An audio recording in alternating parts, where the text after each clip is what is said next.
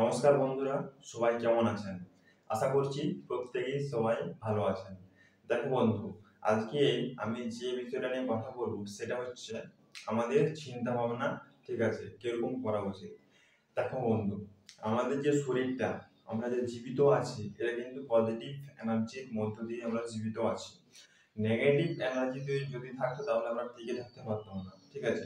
তো এই দুনিয়াটা, আমাদের গোটা বিশ্ব ব্রহ্মাণ্ড চলছে আমাদের পজিটিভ এনার্জির মাধ্যমে, ঠিক আছে। তো তুমি যদি একটুকু একটু যদি ইতিবাচক চিন্তা করো, ঠিক আছে, পজিটিভ চিন্তা ভাবনা করো, তাহলে তোমার লাইফ পাল্টে যাবে, ঠিক আছে। পজিটিভ চিন্তা ভাবনা করো সব সময়। তুমি কোথায় কি করছো, ঠিক আছে, কোন কাজে যাচ্ছ, কেন যাচ্ছ, সেটা তুমি যদি জানো তাহলে তোমাকে নেগেটিভ চিন্তাতে তুমি যাবেই না, ঠিক আছে। সবসময় পজিটিভ চিন্তা ভাবনা থাকবে যে আমি এমএস ওয়ার্ড করছি, এমএস ওয়ার্ড শিখছি।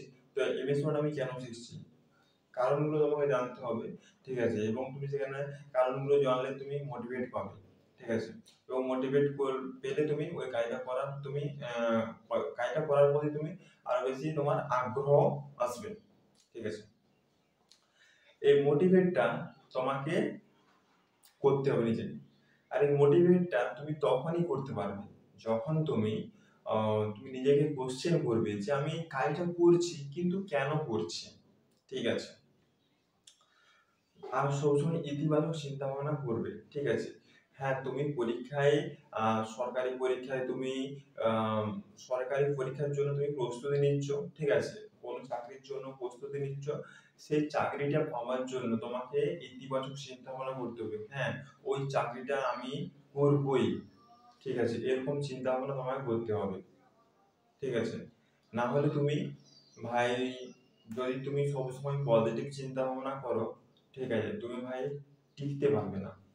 আর টিকতে পারবে না মানে তুমি ওই কাজটার প্রতি অগ্রসর হতে পারবে না।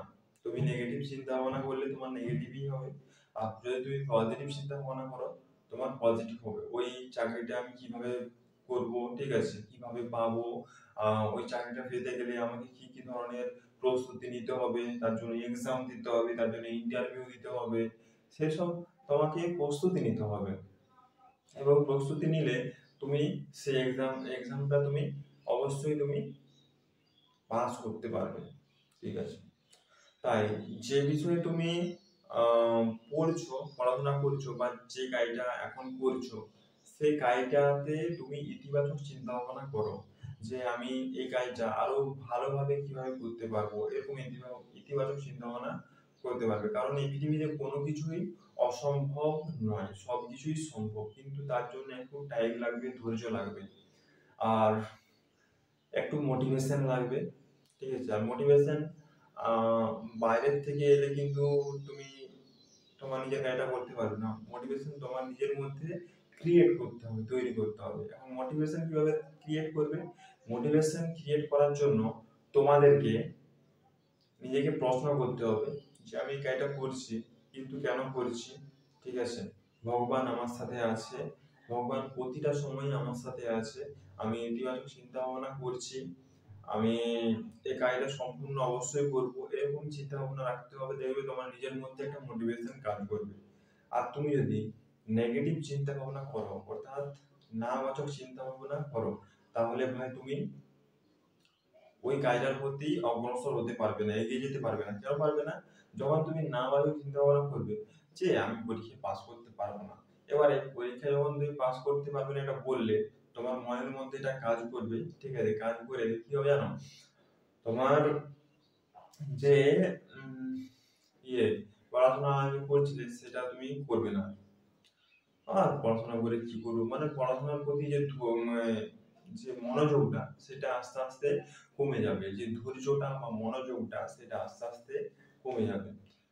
তাই আমি বলবো যে সবসময় ইতিবাচক চিন্তা ভাবনা করো। তোমরা যে ফিল্ডে কাজ করো না কেন, সেটা পড়াশোনার জগতে হতে পারে, সেটা কাজের জগতে হতে পারে, ঠিক আছে, বিজনেস, একই ব্যাপার হলো কাজ।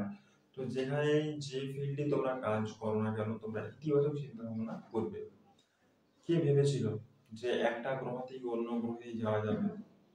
এটা যখন একজন ভেবেছিল, সে তার কথা সবাই অবিশ্বাস করেছিল, এরকমটা পসিবল নয়, এটা অসম্ভব। কিন্তু সে অসম্ভবটাকেও সম্ভব করে দেখিয়েছে সেসব বিজ্ঞানীরা। তো সেরকম এই পৃথিবীতে কোনো কিছুই অসম্ভব নয়। যদি একটা গ্রহ থেকে অন্য গ্রহে যাওয়া যায়, তাহলে এই পৃথিবীতে থেকে আমাদের পৃথিবীর কাজকর্মকে অসম্ভব বলে মনে হচ্ছে কেন? হুম, সবই সম্ভব, শুধু ধৈর্য আর সময় লাগবে। ঠিক আছে, তাহলেই সবকিছু সম্ভব হবে। ধৈর্য সময় হলেই তুমি সবকিছু করতে পারবে। ধৈর্য ধরে সময় ধরে তোমাকে থাকতে হবে। ঠিক আছে, আর সবসময় ইতিবাচক চিন্তা ভাবনা করতে হবে। ঠিক আছে, আমি ইতিবাচক চিন্তা ভাবনাটা এই জন্যই বলছি যে তোমার মধ্যে নেগেটিভ চিন্তা ভাবনা আসবে। ঠিক আছে, নেগেটিভ চিন্তা ভাবনা সবসময় আসবে, কিন্তু নেগেটিভ চিন্তা ভাবনার উপর তোমাকে কাজ করা চলবে না, তোমাকে পজিটিভ চিন্তা ভাবনার উপর কাজ করতে হবে। ঠিক আছে, নেগেটিভ চিন্তা ভাবনার উপর একদম কাজ করা চলবে না। তো বন্ধুরা, তোমরা যারা আমার ভিডিও প্রতিদিন দেখো, তাদেরকে অসংখ্য অসংখ্য ধন্যবাদ। তোমরা নিজের টাইম দিয়ে আমার এই ভিডিওটা দেখছো, তার জন্য অসংখ্য অসংখ্য ধন্যবাদ।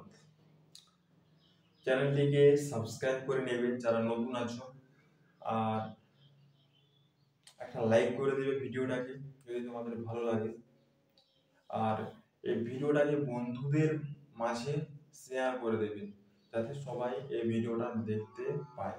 কারণ মানুষ এখন কিছু কথা বলবো সে ভুলে যায়, সে চিন্তা ভাবনা করে দেখে না যে আজ আমি সারাটা দিন কে কি করলাম, কে কে আমাকে সাহায্য করলো আর কে কে করলো না।